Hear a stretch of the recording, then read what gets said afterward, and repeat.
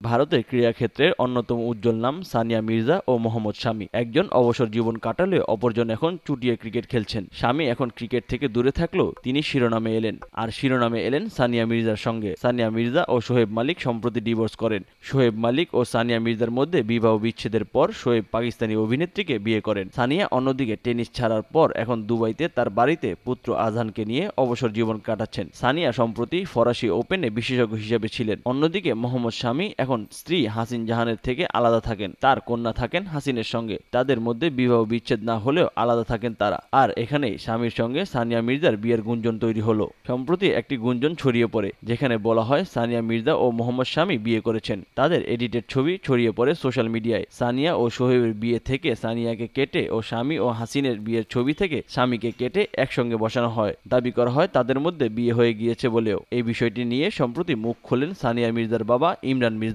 তিনি একটি সংবাদ মাধ্যমকে বিয়ের গুজব নিয়ে বলেন, এগুলো সব বাজে কথা। সানিয়া স্বামীর সঙ্গে একবারও দেখা করেনি। সানিয়া মির্জা পুত্রকে নিয়ে সম্প্রতি হজে গিয়েছেন। সেখানে গিয়ে তিনি ছবি শেয়ার করেন। এছাড়াও সানিয়া কপিল শর্মা কমেডি শোতে যোগ দিয়েছিলেন। সেখানে তিনি নিজের টেনিস ক্যারিয়ার নিয়ে কথা বলেন। মোহাম্মদ শামি অন্যদিকে 2023 সালে ওডিআই বিশ্বকাপের সময় পায়ে চোট পান। এরপর তার পায়ে অস্ত্রোপচার হয়। বিশ্বকাপের পর থেকে তিনি মাঠের বাইরে আছেন। দ্বিপাক্ষিক সিরিজ, আইপিএল এর পর টি-20 বিশ্বকাপ খেলতে পারছেন না তিনি। আপাতত তার রিহ্যাব চলছে। তিনি নিজের রিহ্যাবের ছবি ও ভিডিও শেয়ার করেন সোশ্যাল মিডিয়ায়। কতদিনে মাঠে ফিরতে পারবেন সেটা অবশ্য জানা যায়নি। আশা করা হচ্ছে চলতি বছরের শেষের দিকে তিনি মাঠে ফিরতে পারবেন। তবে তিনি বিশ্বকাপে বিশেষজ্ঞের ভূমিকা পালন করছেন, বিভিন্ন অনুষ্ঠানে অংশগ্রহণ করছেন।